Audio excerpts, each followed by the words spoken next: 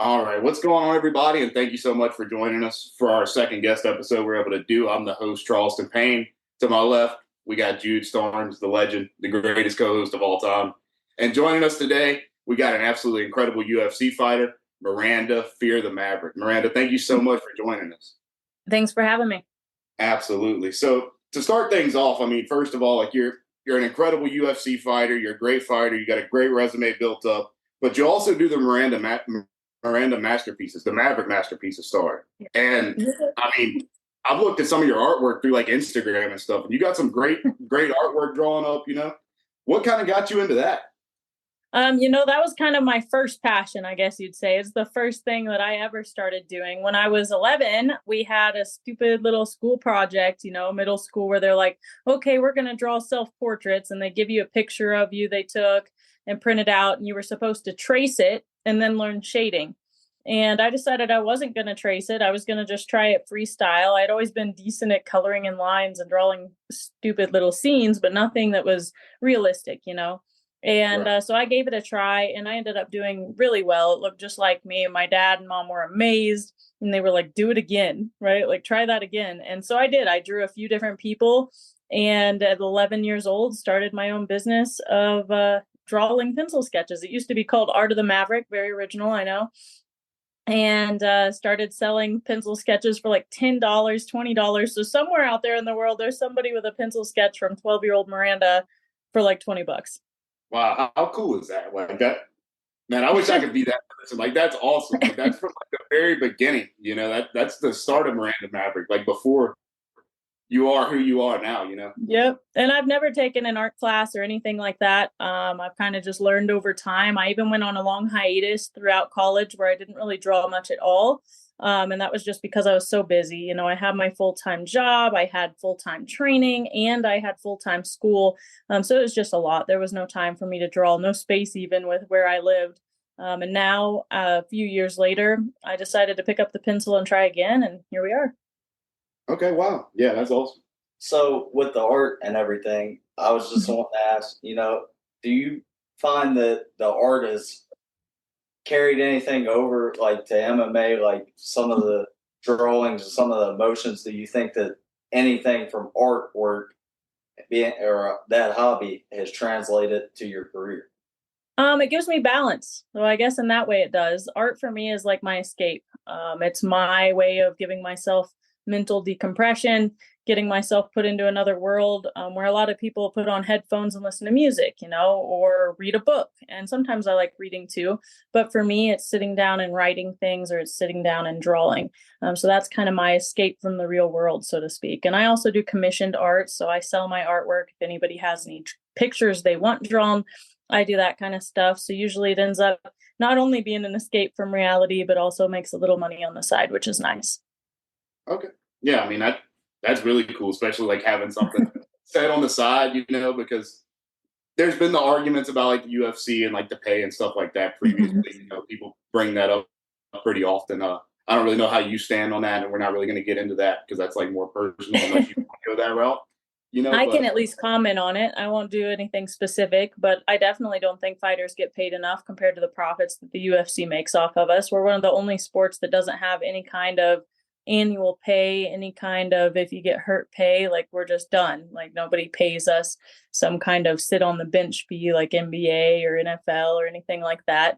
You're done. You get hurt on fight. Say it's the day before the fight and you have a bad weight cut and you end up having medical issues, you don't get paid a dime. You get sent back home and that's it.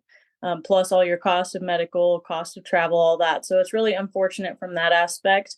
I do think there should be something to where fighters get paid annually or something, right? Like a guaranteed pay for a fight, no matter what, kind of like one does. I think they do a good job of that. But at the same time, UFC is monopolized so much that we can't really complain about pay because nobody else is paying us any better. So there's the ups and downs of that.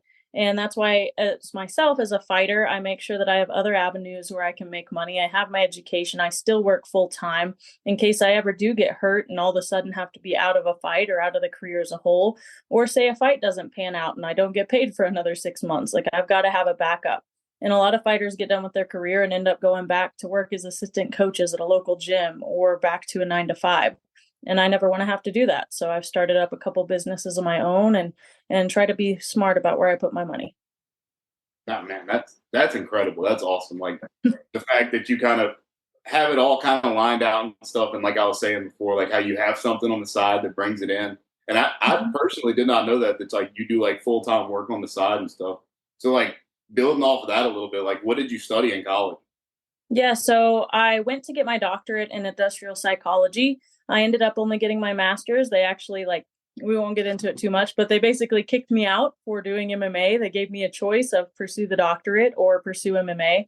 Clearly, I chose MMA. I could always go back and get more schooling if I wanted, but I did get my master's degree in IO psychology and ended up getting a job offer within like 3 days of getting kicked out, if you want to call it that, from the Hershey company, the chocolate company. And my boss was a fan and he didn't even know about the schooling. He basically was like, "Hey, I saw you're getting your PhD in this. We might have a job for you if you want it." And I was like, "Sweet. Yeah." So I've been working for them for almost 3 years now. And now I work full time. It started out as like a 10 hours a week kind of gig, contracted employee. And now I work full time for them as a statistician. So I used to focus on behavioral statistics. Now I focus on actual like math statistics. Right. So like kind of weighing it out. Like, is there anything that like you wish you could have done different? Like maybe took a step back from MMA and focused more to get that doctorate, or are you very happy with what you did and stuck with the MMA and still got your degree? I'm very happy with what I did because it wasn't like I wasn't keeping up with my education. I had straight A's when they told me that and gave me the ultimatum. It was honestly ridiculous. They basically accused me of cheating because they didn't see how I was keeping up with all of it. Because along with schooling, I was working for them as a teaching assistant, so doing like online classes for them. I had a full-time job at a UFC gym that was local, and I did my training. And they were like, "We don't see how this is possible." And I was like, "Because I do nothing else. I work, I work, I work, I work." And made it happen and made my dreams happen. And that's kind of where I'm still at in life. You know, I'm hustling, trying to get everything I can before I start to have a family and things have to slow down for me. So, kind of just choosing my paths. The Hershey job is fully remote, very flexible. So, it allows me kind of times in between trainings in the middle of the night if I have to, like whenever I have to get things done. And if you didn't know, I also have my pickle business that I started. I'm sure you've seen it here or there. I don't believe I've seen that one. What's that about? No? Okay, so I it's think I Prowler have. Pickles. So you'll have to check it out. If you guys like pickles, you're definitely missing out. It's prowlerpickles.com, like prowler, like a prowling lion. I'm And gonna make a note of that like right now. I'll go order something like yeah, by the that'd end be of this week. awesome. That'd be awesome. It's Prowler? prowlerpickles.com though. They even mentioned it in my last fight on the commentary, which was pretty cool. But I started making my own pickles. I grew up homesteading, so knew how to vacuum seal food, butcher animals, can food, all that. And I was canning some food for my parents and took a video of it for my story. And I was like, homesteading. People were like, "Hey, would you sell a jar or two of that?" And I was like, I don't know if it'd be worth it, you know, for a couple people. And I started talking about it and wrote down all the finances and wrote down the costs. I was like, let me see if this works. And ended up posting like, "Hey, if I have a pickle business, who would buy from me?" Got a lot of positive response really quickly. And so I started it up. It's been out since December. I'm in a couple of small stores already and working my way up. And I make 11 different flavors. So they're like spicy, sweet. I have sour ones. I have the traditional flavors. I got it all. Oh my god, my dad's gonna love that. For one, like as soon as I tell him like I had a guest on today and she has a pickle company, like it's over with from there. All And I mean right. for me Awesome. too, like that Awesome. is incredible. Like and anybody listening, like I'm very glad you're able to kind of plug that into the episode because at least from where I'm from, we all love pickles. You know, down here in South Louisiana. Especially the spicy ones will probably really. Yeah, I've got spicy dill, spicy garlic dill. I got sweet fire. I got zesty bread and butter. I got all kinds of ones. Oh my god, I'm getting excited right now. You're making me crazy. Like how quick can you get it shipped here? You know. I could get it shipped within like 4 days. If you order, I'll ship out tomorrow. Oh, that's Ooh, awesome. that might be a good deal right there. I might have to do that. Yeah, do it. I even have spicy barbecue. It's my newest flavor. You should check it out. It's a refrigerator pickle, so I stay in the refrigerator. But the spicy barbecue are probably my like fan favorites right now. That and the spicy dill. Spicy barbecue pickle. That Mhm. sounds like. First of all, it sounds new. Yeah. Like that sounds very innovative. You know, like what an incredible. How did you come up with that? Was it something that was just Man, like I love barbecue stuff. And so I know this sounds weird because I have a pickle business, but I don't care for dill that much. I'm not a huge dill person. I like the sweet stuff, like the bread and butter, the sweet pickles, all that. And I was like, man, I love barbecue. And what would it be like to have like a barbecue pickle on like a burger or something? Like that would be awesome. And so I just started experimenting, like literally made 10 different ones and just tried my best. And I was like, I don't really like these tomatoey based ones. They ended up kind of ketchupy, and I was like, eh. And so I came up with the spicy barbecue and I was like, this is pretty freaking good. So yeah, that's just how it happened. Lots of taste testing. Yeah, definitely. I believe that. No, I just I want to take a second to say I really do like what you're doing with all these businesses, because we talked about that a few episodes ago.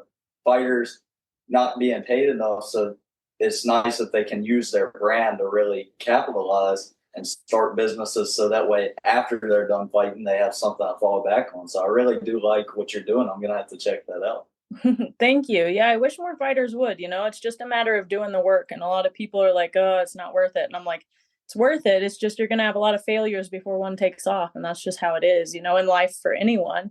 I've had a lot of things that I've tried to start, even my gear company where I have my own glove brand. I have my own rash guards, like all that. And it's like, well, I sell those to like specific fans and I sell them when I'm doing meet and greets.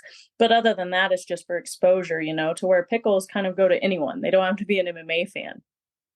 Right, right.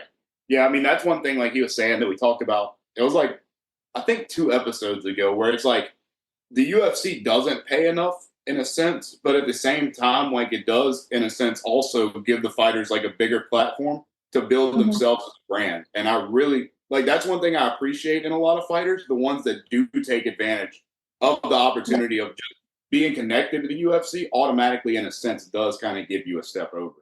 For sure. For sure. Well, I'm glad you guys didn't know some of that. Now you got a bunch of new fun facts there.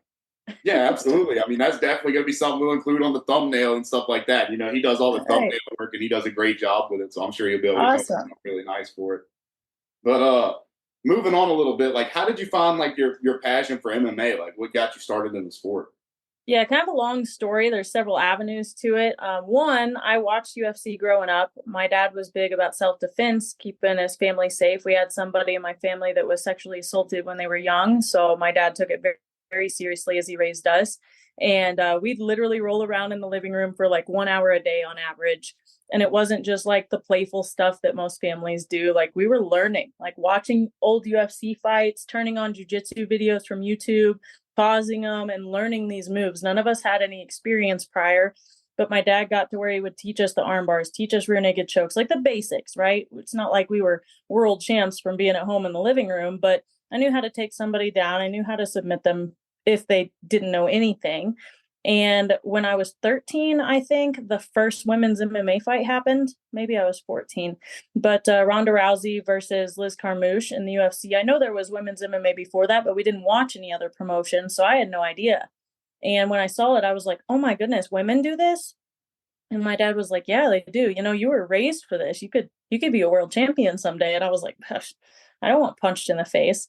So fast forward, like 3, 4 years. I guess not even that, like 2 years, when I turned 16, I was like, all right, I'm old enough to drive myself now. I want to go to an actual gym and learn jujitsu, like see if I can compete against these other people. Because I was always an athlete. I was always very strong, like farm strong, I guess you'd say. And I was like, let me try out this jujitsu thing at an actual gym. So I did, found a way to pay for it. And fun fact with that too is my siblings helped me cut wood. My dad helped too, but sold firewood for my first few months of gym fees. And that's how I paid for the gym. And so started training in jujitsu. And then when I almost turned 18, like was 17 and a half, they were like, 18 years old is the legal limit in Missouri. If you'd like to fight MMA, you might as well give it a shot. I was like, maybe. And I eventually convinced myself to do it. And if I loved to fight and liked it and ended up winning, I would go be the best I could be. And if I ended up losing that fight or just not liking it, I would say, there we go, check off the bucket list and we're done. I obviously won it. Ended up winning it in the first round against a girl who had about 4 years of experience, and the rest is kind of history. Yeah, I mean, so how long? So you said you've been doing this since pretty young. Like Yeah. what are some of the biggest things that you've improved on in your game since like you really like the door opened for you and you really got into it? Like what's some of your major improvements? And also, like going to go back a few sentences of what you said whenever you mentioned Liz Carmouche. It was actually really awesome that you said that, because she was the first guest that we ever had on our podcast. Oh, wow. Okay, that's awesome. Super, like, I don't know if you ever got the chance to meet her or have a conversation with her before, but I like, haven't. super nice person. Like, I had such a great time interviewing her. That's awesome. I haven't met her in person, at least. I think I might have messaged her a couple times, but it was probably back when I was a nobody. Yeah, I mean, like, the fact that she like that was the very beginning of our podcast too. Like, I think we maybe had like 5 followers on Instagram whenever she opened Wow. and DM'd us back, and I was like, wow, like, that's so awesome that she was willing to just come on, be the first guest, be like the stepping stone for us to be able to start moving up the ladder a little bit. That's Kind of super like awesome. for women's MMA. Like, she's a trailblazer for us, Yeah. and she is for the game as well. So I love that. Yeah, that's incredible. That's really cool. But yeah, like I was saying though, like, what's something that's improved the most about your game from the first time you walked in an octagon to now? Man, I think it's obvious to anyone who's watched all my fights through. I didn't even learn how to strike really until I was like 20 years old. So like, I was in my fights. My whole amateur career was literally run in, take them down, submit them. Like, first round finishes for 7 out of my 8 wins. And everybody was like, whoa, you're really good at jujitsu. And I wasn't, I was a blue belt, but I was really strong and I was fast, and I would just take them down and go. And most girls at that time period just didn't have great wrestling or grappling in general. And so my last amateur fight, my coaches basically threatened to take me out of MMA. And they were like, listen, if you do one takedown in this fight, we're taking you out of MMA and making you do kickboxing for a year. And I was like, oh no, because I was thinking, like, I want to go to the top, right? Like, I wanted MMA to be my career path. And I was like, oh no, I don't want to be taken out of MMA. So that whole fight, I just stood and did striking, and it wasn't great. It was sloppy, but I still hit her and I still won 30-27. So I was like, there we go. I guess I can strike. I need to work on practicing it now. And when I moved out to Virginia for grad school, I primarily went to the House of Muay Thai, and that was where I started training. And man, my striking got so much better. And I think my evolution in that has really shown over time. And then since moving out here to Colorado, obviously, like, cardio with elevation, but also just in general, mixing it all up. I had pretty good striking. I had really good grappling. And now I can change levels, hide it. Nobody can really tell what I'm going to do next, which is nice. Yeah, I mean, your style has definitely evolved since the first fight of yours that I watched a few years back. Very, very fun fighter to watch, I must admit. Like, it's always Thank you. exciting every time I watch you step in the octagon. I really enjoy it. Well, thank you. I appreciate it. My last fight against Andrea, I always like it when I, like, surprise people, and they were like, oh, this is going to be a striker versus grappler match. No, I was like, well, you might want to keep your eyes open for this one, and did pretty much striking the whole time and beat Andrea at her own game. Not that that was necessarily the goal. The goal was just win the fight, obviously, with as much velocity as I could, but found that I was a faster striker, more powerful striker, and so just kept it on the feet. So something I always like to ask and find interesting personally, because I grew up playing other sports and kind of got into MMA just because of the competition. It was fun for me to watch. It was just a new sport for me. So did you play any sports growing up, and did that impact your MMA career in any way? Like I said, I grew up an athlete. I credit all of it to growing up on a ranch, though. We moved around a lot. My dad was a rural real estate investor. Say that 5 times fast. A rural land investor. And he would basically buy property, clean it up, move the next place. So I grew up like building fins, just everything. I did everything, pick up feed sags, all of it that made me really strong. And so as a child, though, I pretty much played every sport, like did gymnastics when I was really young, played soccer, played basketball, and was pretty good at that, did track and field. And I had a mindset that was always very goal oriented. So even like later middle school years and then into high school, I was like, I want to do these sports if it gets me free college, because we weren't a family that was rich or anything. My parents were basically like, if you want to go to college, you got to find a way to pay for it. And I was like, all right. So I thought to myself, I'm going to get a sports scholarship, right? Because I'm a pretty good athlete, and did well in track and field, did well in cross country, always placed state in Arkansas and then in Missouri where we lived. And as I got closer, I started like gaining more muscle just from genetics, right? And I was like, man, my times are getting slower over time, not faster like they should be. And I was like, let me try wrestling, tried wrestling, and started jujitsu around the same time. And I was like, man, I love this jujitsu thing. I hate wrestling. And when I found out I was not getting a college scholarship for wrestling, I just basically quit that sport too. I was like, all right, I'm all in on jujitsu, and ended up getting a full ride scholarship with my academics instead. So yeah, played every sport pretty much known to man except softball and volleyball, and did pretty well at them. And I guess you would say it just gave me more coordination and stuff going into MMA and that sense of competition. Yeah, that's one quote that I heard. I can't remember exactly who had said it, but it's like he said something like along the lines of MMA is completely different from any other sport because you play baseball, you play football, you play basketball, you compete in MMA. It's not you don't play MMA like it. You don't play UFC like it's a whole nother level. And like I put anybody that's a fighter on a like much higher pedestal than what I put myself. Because to tell you the truth, like I got a membership to the UFC gym about 3 weeks ago, and then the day I signed up for my membership, because it's like 5 minutes down the road from where I work at, so it's kind of convenient. Like I've been looking to get back in the gym. I go over there, they're like, we're doing a kickboxing conditioning class for an hour and 30 minutes today. Like if you want to sign up and just try it out. Oh my God. I don't know how y'all do it. Like obviously, like I'm not the most built for it right now. You know, if I got more in shape, it might be a little bit of an easier thing to do. But ooh, I mean, I don't Yeah, even it's know how to not easy. describe it. Like I'm sitting It's there, I'm not like, man, I easy. just want to go home. Like I couldn't always find hardly it breathe. funny. I always find it funny when like fans or people who think they're athletes, quote unquote, come into the gym and watch people spar. Like I won't crap on him too much, but a relative of mine came into the gym and watched myself and my sister spar, which if you didn't know, she did amateur MMA. She's not fighting right now, but she had 4 amateur fights, was very good, and just basically decided she wanted to pursue something else in life. But she and I would spar, and he was like, "Oh, I think I could keep up with you guys after 2 weeks of training."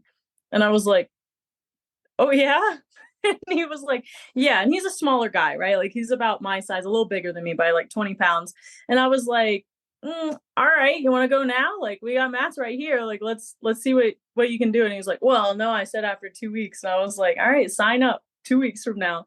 Ended up like grappling with him later on and like submitted him within like 30 seconds, you know. And I was like, "All right, well, that's with your 2 weeks you got, and we aren't even striking, you know." So Yeah, like it's that's one funny. thing I'm not gonna say like you probably know exactly what I'm talking about whenever I mention this. I'm not gonna say the podcast host's name, but I don't understand why this particular person always gets UFC fighters and boxers on and says, "Oh, I could beat you in a street fight. I'm 260." Yep. Like Yep. I don't think so. I mean, you know, like something You tells me gotta in think. my mind, and I could be wrong, but I don't think that just a normal average person can just go in a street fight. Size doesn't necessarily matter if somebody's got that much skill and knows fighting. Like that's Well, what not to you guys mention, do. I think it's even funnier when they say street fight because it's going to be harder to fight an MMA fighter in the street because they're going to have more room to move around you. And if you're weighing 260, you're probably not the most fit in the world. And you're probably going to be gassed because you don't train for this on a daily basis. Like you said, an hour and a half class for most people kills them, right? Where we do like Right. 3 of those a day. And it's like, I'm sorry, like we're going to be walking all over you in about a minute after you're gassed. And we have plenty of strength and skill left and just dominate after that, get you the ground, and then you're done. Like you won't have anything else to do. Sure, maybe if you started and top a mount and were able to punch us 10 times before the bell rang, maybe. Yeah, fair. So you said you watched a lot of tapes in your living room growing up with your dad and stuff. Mhm. So is there any fighter in particular that you watched that kind of inspired you and you kind of base your game off just as like a mentor or anything? Not really. If anything, my dad was the inspiration to get me started in fighting. There were a lot of people I watched growing up that I was like, wow, that's incredible. Ronda Rousey, of course, being a pioneer of women's MMA. I ended up getting tons of arm bars my first few fights because I thought I was so cool. And I was like, man, I want to be that good. But also like not nobody that I was like, wow, I want to be like them. I guess I never really had that personality for anything growing up. I wasn't the person who cheered for sports or anything like that. But now like there's a lot of people that I watch and I'm like, wow, you guys, I watched you fight as I was growing up. Now you're my rivals, which is amazing. Or even training partners. Like Tisha Torres used to be one of my favorites because she was so fast and just threw everything at once, and now she's a training partner of mine, which is really cool. And I get to do rounds with her all the time. And obviously she's smaller. But that's awesome to me. Michael Chandler is now one of my favorite fighters. But back in the day, it used to be like Forrest Griffin and even like Dan Fry, like all the OGs of the sport that you'd watch back in UFC 1 to 10. I always thought was just incredible because there weren't really rules back then.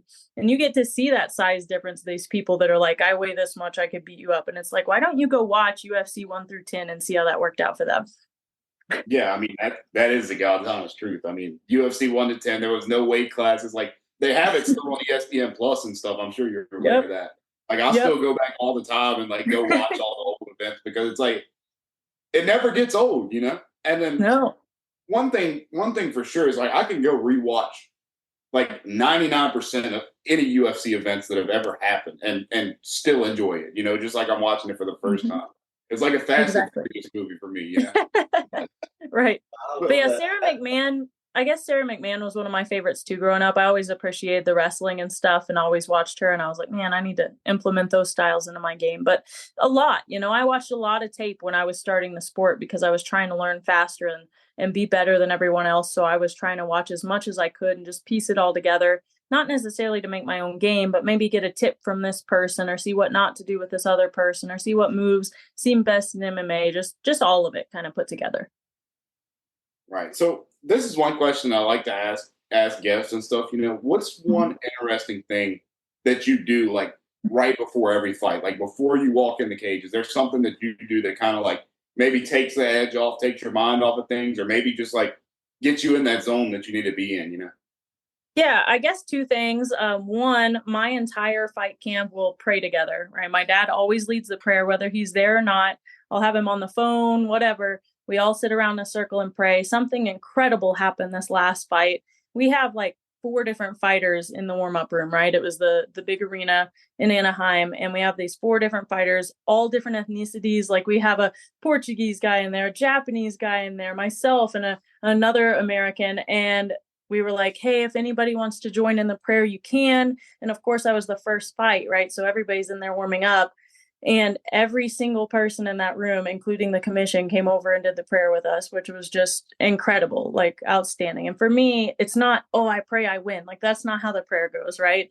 It's take my anxiety away, take our anxiety away, keep everyone safe in this fight. Let us use our abilities you gave us to do the best that we can, right? So that's a big, huge thing for me. And then my dad and I always have the saying, he's like, go be a Maverick. You know, you were raised for this shit. That's awesome. Yeah. That's incredible. That's so cool. So your next fight against Tracy Cortez, is there anything in particular, and if you don't want to go too much into detail unless you don't have to, but is there anything in particular that you're seeing in Tracy Cortez's game that you think you could exploit? There's a lot of things, but I'm not going to say them out loud on here or anywhere else. You'll just have to watch the fight and find out. But I think I'm more well-rounded in terms of better in the positions that she's good at. She's also a well-rounded fighter, but I don't think she's great anywhere. She's fast, and I know she comes forward trying to throw haymakers basically a lot. Like all of her punches are thrown with intention, and I plan on kind of exploiting that with footwork, with movement, and she's just going to be surprised because she's not going to know what's coming with the striking, with the takedowns, with all of it. I plan on making it look like the Andrea fight. Absolutely. I'll tell you what, I'm very excited to see you go out there and fight again. I think that's going to be an exciting matchup. Personally, and I'm not just saying that because you're here, I think I give you the edge in that one. I think I do. I mean, I think even with what you just said, I think that you see some things that you could exploit. I'm sure that there may be a few things that she thinks she sees in you that could go the other way, you know. But personally, I think I'm giving you the edge in this one. Well, I do try my best to study my own fights too, as if I was my opponent, and work on the holes that we have. And we've been filling in holes a lot ever since the Aaron Blanchfield I had where I lost. Man, we've been filling in gaps everywhere. And I think it's shown in my fights since. On top of that, yeah, we're just preparing every day. I'm training a ton, staying ready, focusing on recovery a lot during this camp. And whether Tracy shows up or another person ends up being standing across from me, I'm ready to go. I have no confidence that she'll end up actually taking this fight, considering how many times she drops out. Right. Yeah. I mean, that's fair. But I really got like one more question for you. And that's going to be like, what is that feeling like whenever you walk into the octagon? You walk in the cage and that door closes behind you. Like what's going through your mind in that moment? Are you trying to not have stuff go through your mind in that moment? Like, what's the stare down like? Like all that. Like, what are your emotions? What are you thinking in that moment? Man, all the nervousness, all the feeling is really gone by that point. Once the cage closes, I usually just try to stare down my opponent and keep my eyes on them the whole time. Usually they'll look away or whatever else or turn around, and I'm like, all right, that in my mind gives me this small victory, right? And if they keep looking at me, I'm like, all right, play my game, like this is fun. And in my head beyond that, I'm kind of thinking, okay, if they start out like this, we're going to do this. If they start out like this, we're going to do that. And kind of just running down my own game plan, so to speak. But from there on, it's go. Like, it's funny how your mind can process everything so fast to where you can actually think very clearly in there, once you get pretty experienced, to where there's not really emotion anymore. And I'm sure that you don't get too caught up looking too far ahead, but is there anything that you really have set or planned for your future in MMA? Is there anybody that you have your sights on, or would you be interested in moving up a weight class or anything like that? Definitely don't want to move weight classes. I think I'm perfect size for 125. I attempted 115 when I was younger, and now I have even more muscle mass than I did then. And as far as 135, I'm really short. Like, it's not going to work out too well. I train with Raquel Pennington quite a bit, and she's strong and she's big. And I have no interest in going up to that weight division due to what I see the difference being. Like, she walks around 20 pounds heavier than me on average, so it would just be silly. But as far as my future in the sport, I see myself reaching this top 10, then reaching the top 5. The only person that I kind of have a grudge against that I really want to fight still is Macy Barber again. What caused that grudge, and like what's the mix up there? Oh man, if you haven't watched it, go watch my fight against Macy Barber. It was voted robbery of the year in 2021. It was a clear win by me, like a clear win. And she ended up getting it to the point that DC had to come to me afterwards and apologize because he had already told me congratulations on the win when he walked in the cage. So that happened. But you guys go check it out. Go watch that. And just her attitude afterwards made it to where I know it's the judge's fault, but you don't have to be like, I don't know, like, I clearly won the fight. I don't know what people are talking about. And I'm like, shut up. Like, just be quiet. And I stayed respectful afterwards, but I'm ready to get that one back for sure. Yeah, I mean, do you see that kind of coming in like the near future, like maybe after this fight that you got coming up next, or like, Man, listen, waiting on that? there's been so many opportunities for me to step in short notice against her, for me for her to take me as an opponent because her opponent dropped out. And every time the matchmakers and UFC in general is just like, it's not going to happen, so quit asking. And I'm like, all right. So she's protected. It's pretty obvious that Macy Barber is kind of a UFC star, so to speak. They're trying to protect her. And eventually they're not going to have a choice when we're up in the top 5 fighting for title contention. And I hope that ends up happening. Right. I mean, it would be a pretty cool storyline to see her maybe get up there, get the belt, and then you be the person that gets in there to take it away, because there is kind of that tension already built up. It's kind of like maybe for sure. the Sean O'Malley Cheeto Vera thing where he had to kind of avenge that loss, just recently at 299. For sure. You guys go check it out though. Let me know who you thought won. Go watch that fight after we're done. Yeah, I'll definitely go back and check that out. I hope that one of you two guys can get the belt pretty soon here, so we can see that rematch. That will probably get a lot of views, I would assume, because it just adds something to make it a little interesting. Who doesn't? Oh yeah, for sure. Absolutely, yeah. I mean, I know for sure if it happened again, I would most definitely be tuned into that one, and I'll for sure be tuning into your next fight. Miranda, thank you so much for joining us today. It was a huge honor to be able to sit down and talk with you and have you on for our second guest episode that we've ever been able to do. I mean, I think we covered up some pretty good questions, some pretty great topics. I really appreciate you coming on. Do you have anything else that you want to say? Leave the people with. Thank you guys for having me. If you guys want to support, go check out the ProwlerPickles.com and also check out FearTheMaverick.com. I have tons of fan gear and stuff you guys can get. I'm always coming up with new stuff so you can support the fight. All right, sounds good. Yeah, I'll be sure to link that down in the description of our episode, whether it be on Spotify as well as our YouTube and stuff like that. Okay, thank you so much. I'll definitely be going to get me some pickles, like ASAP, like probably as soon as we're able to get off this. All right, thank you so much. I appreciate it. Absolutely. All right, you guys have a what an episode, you guys. I'm very grateful to have been joined by an incredible person, incredible fighter with some incredible stories, incredible answers to all of our questions. Miss Miranda Maverick. Such an incredible episode. Jude, you got any final thoughts for the outro? All I want to say is you just watched a future UFC champion. You called her before she got there. You just watched a future UFC champion. Also, go check out that pickle company. Go check out Prowler Pickles. We look forward to trying them. We're gonna have to definitely do a taste test, do some content for you guys. Yeah, let's see what we can. Yeah, like see if we can get like each flavor or something. Like especially the spicy barbecue. Like it sounds crazy for a pickle, but like for whatever reason, the more I was thinking about it the entirety of the episode. The more I thought about it, I was like, dude, I need that in my life, like for sure, right now. For sure. But what an incredible episode! What an incredible person. We're the guys here at Outside the Octagon. I'm Charleston. Over to my left is Jude. Jude, I appreciate you as always being here by my side. And that's going to be a wrap for this incredible, great guest episode of the Outside the Octagon podcast. Thanks so much for watching.